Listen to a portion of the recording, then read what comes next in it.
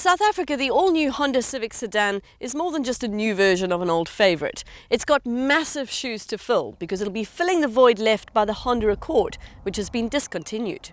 Now, as much as critics have sung the praises of the Accord as a great buy, cars in the D segment just don't sell here. You want more space? You buy an SUV. So I guess to some extent it makes sense that Honda is trying to kill two birds with one very attractive stone with the arrival of this new Civic sedan.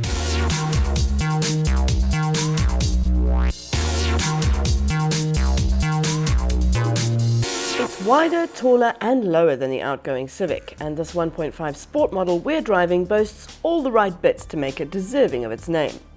But the thing that makes it most deserving is this, the all-new 1.5-litre turbo. Yes, I know we saw the blower on the Civic Type R, but this is the first time we're finding it in a mainstream Honda, and I am super excited to get my hands on the 127 kilowatts and 220 Newton meters it's packing. Honda is no stranger to sporty performance, and this new engine doesn't disappoint. It's got direct injection and an electric wastegate, an intercooler as well as a water-cooled exhaust manifold. It all combines to give you excellent throttle response and power on tap when you really want to give it some juice.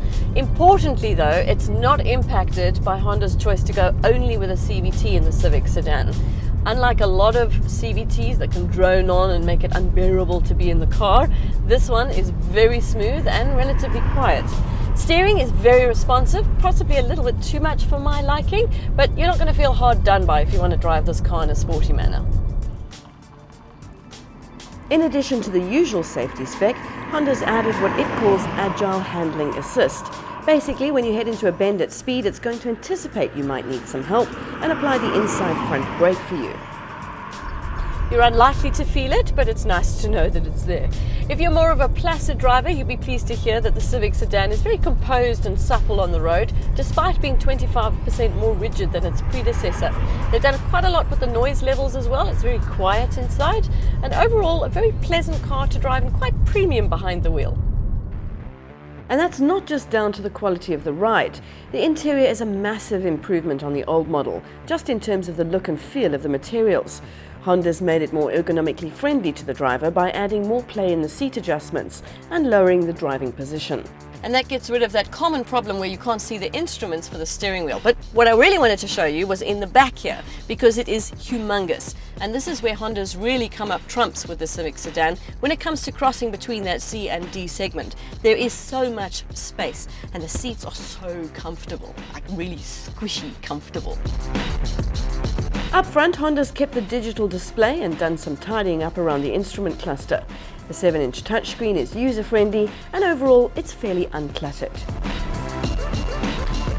Two very cool features to note. Firstly, look Ma, no hands. Car magically locks itself. The second thing is if we unlock and lock it again, hold down this button on your key fob for a couple of seconds and quite magically the car starts itself. Voila! New Civic is on an all-new platform that we'll be seeing on the next generation CR-V and other Hondas in future, and that's quite exciting.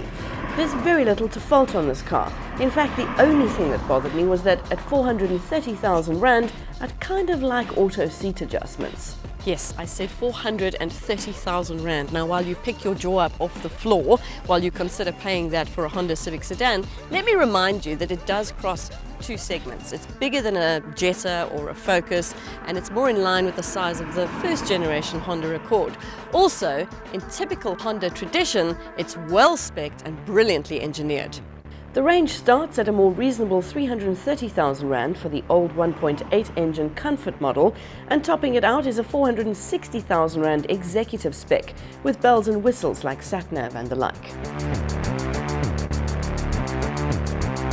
I like this, and I think with no diesel and no manual, Honda's obviously pretty clear about what it is they're selling. A spacious family sedan with a sporty coach and a quality feel. I do worry that it's a little bit too expensive for the old Civic sedan buyer and not quite premium enough to compete with a 3 Series buyer. That's a badge issue that the Accord never managed to crack.